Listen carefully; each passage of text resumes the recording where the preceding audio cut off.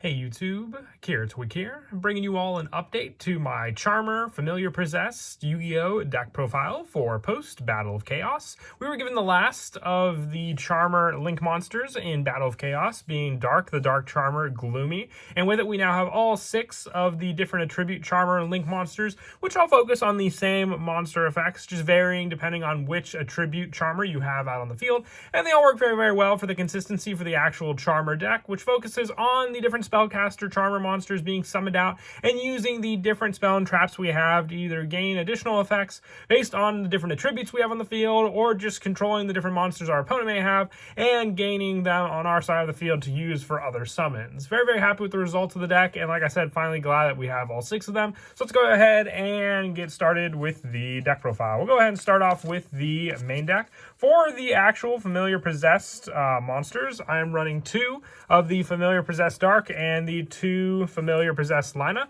Light and Dark attributes are just the most common ones you see in any Yu-Gi-Oh games. So you basically have this card in the deck as 2 different options for easier summons to go into our Dark, the Dark Charmer Gloomy, and also our Lina, the Light Charmer Lustrous. So we have better options to then take resources from our opponent's graveyard for us to use on our own field. I only run 1 ofs for the next copies, 1 Hita, 1 Asa, 1 Win, and 1 Area. There are plenty of recycle options with these cards in the deck, also being able to summon them back onto the field, and the real plays come into when you use their respective Link monsters to summon out all the many different monsters. But like I said, these ones are more specific for the resources you may need from your opponent. That's why I'm only running 1 copies of each of these ones.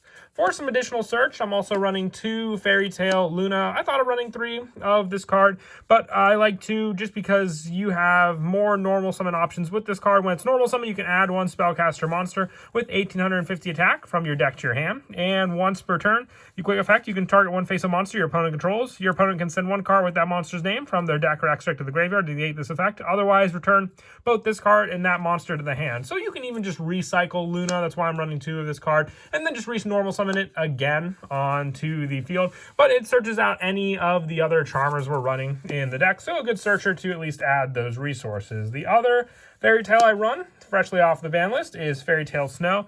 If this card's normal or special summon, you can target 1 face-up monster your opponent controls and change it to face-down defense position. If it's in your graveyard, you can quick effect banish 7 other cards from your hand and or graveyard and field to special summon this card. So you can go through some particular resources, including doubles of some other cards you may run in the deck. The one thing you might want to avoid are some of the Familiar Possessed that you only run 1 copies of, or if there's one particular one that really won't help against your opponent, you can banish that card and then summon out your Snow onto the field. And once again, it's got 1850 attack, so it is another search target thanks to Fairy Tale Luna.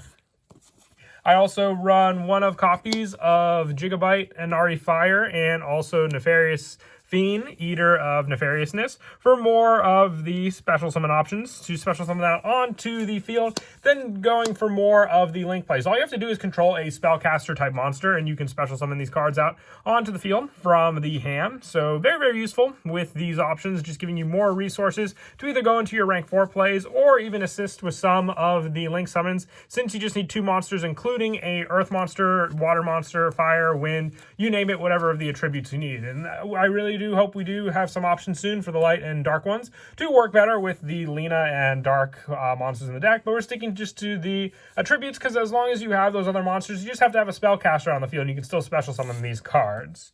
For more of those plays, I also run 2 Awakening of the Possessed, Greater Inari Fire, and 2 Nefarious Archfiend. Now, you can run 1 ofs for the Wind and Water options also. They were available in the Phantom Rage Booster Pack going for 1 ofs. They're more special summon options onto the field, with your monsters controlling a face-up level 4 lower Earth monster and 1 face-up spellcaster monster, working with their lower level counterparts in the deck. And when they're special summoned by an effect, you can special summon 1 level 4 or lower monster from your graveyard but negate its effect. So onto the field, you'll at least have more resources to make use of with these 2000 attack powerhouses. And if this card is sent from the field to the graveyard, you can add 1 Spiritual Earth Air card or 1 Possessed Spell or Trap card for the card to add to your hand to use. The Possessed cards definitely do come in handy because we have a good number of them that we run in the deck to use with all the different Charmer Familiar Possessed monsters.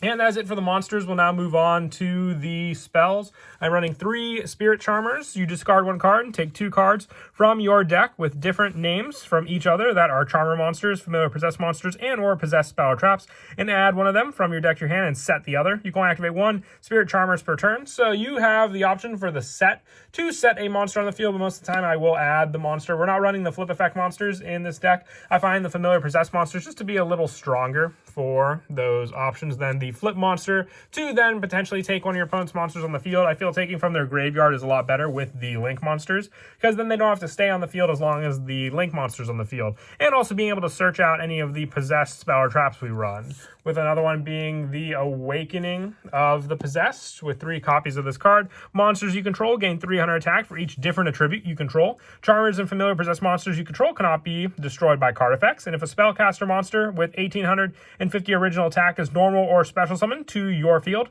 you draw 1 card. You can only use this effect of Awakening of the Possessed once per turn, so it just specifies a spellcaster monster, so you can even utilize Snow and Luna for this draw power, and having all the different attributes, you can hit some pretty big power numbers using this card. For the field spell option, I also run Grand Spiritual Art Ichirin.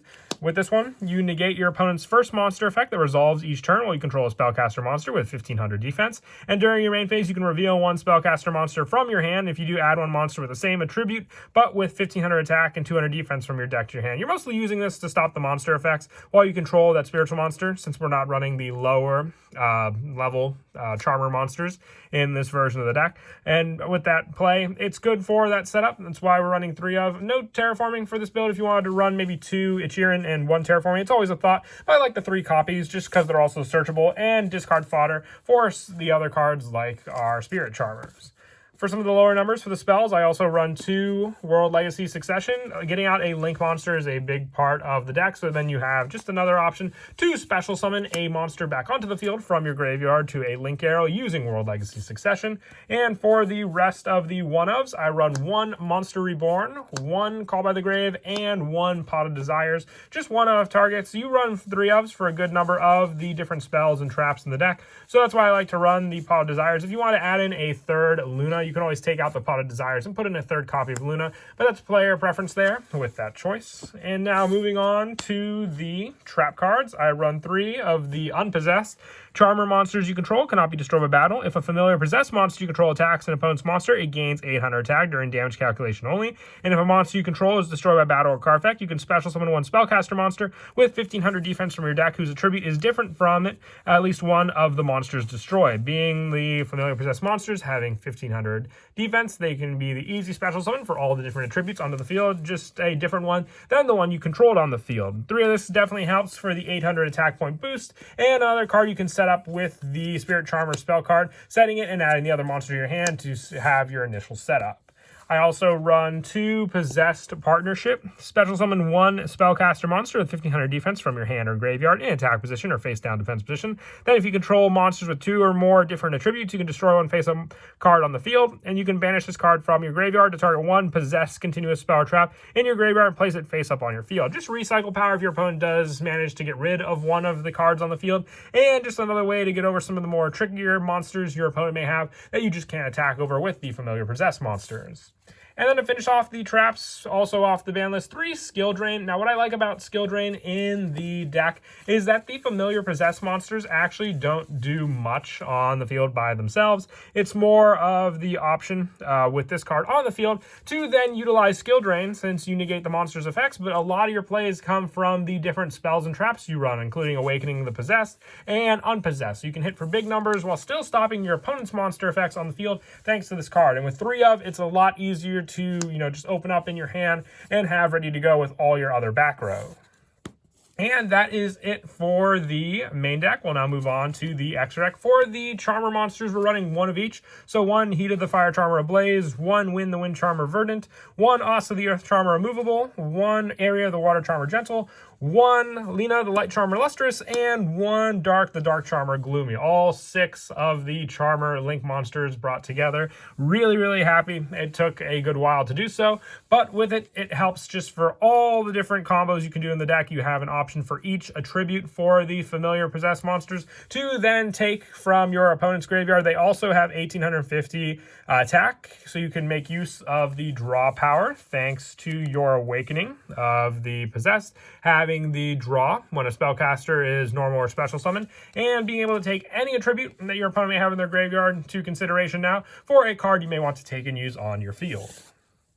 And for the rest of the monsters, I also run one IP Masquerena. If you have this card and then just one other attribute monster on the field, you can go for your Charmer choice and then take your opponent's monster when it is summoned out onto the field for the summon of that. Also one Nightmare Cerberus and one Nightmare Unicorn for more of the generic plays, along with one Apollosa, Bow of the Goddess. If you want to run Nightmare Phoenix, you can always take out the IP for a more generic touch there. And for the Xyz monsters, I am running one Alchemic Magician. For this play, it's more of a gains 200 attack for each spell card in your graveyard, and once per turn during your end phase, you can detach one from this card to send one card from your hand to the graveyard to choose one spell card from your deck, then set it in your spell and trap card zone. Even more setup with all the different spells that we run in this deck, so pretty useful, along with one Trapeze Magician for the double attack against your opponent, one Exciton Knight, along with one Tornado Dragon and one Abyss Dweller to finish off the rest of the extra deck for the Charmers. And as for some of the go-to plays, it is really a control-based deck, which if you open up just your Spirit Charmers setup, you have the play to then just discard one card to take two cards from your deck, and then adding the one to your hand. So then the one will be either a familiar possessed or possessed monster, or a possessed spell or trap. So you will add one of your choice to your hand, and then add one of the other ones, whether it's unpossessed or even your awakening of the possessed, to your hand. You can then set the one using this card to the field. Being a quick play spell, it really works well because you can even set this card up, and then if your opponent tries to destroy it, you can then chain it in response, having the discard and then setting it. So by the end of your opponent's turn, you'll be able to activate on the following turn, which is your turn, to then use against your own familiar possessed monsters. Having the skill drain, like I said, works even better because you have the 800 gain still from your unpossessed, the draw power from your awakening of the possessed, and when it's destroyed, you'll have the target for a different attribute monster. So depending on what deck you may be going up against your opponent, you'll at least have that resource to use and send out against them. But that is it for the deck profile. I hope you all enjoyed the video. Like I said, we finally got all the Charmer monsters, so happy with that. It kind of brings this deck to a completion chapter until we get maybe even more support later down the line for some of the other monsters, including their spirit monsters. I guess we'll just have to wait and see when that will happen. But as always, until next time, please don't forget to leave a like and subscribe, and Kira Twig out.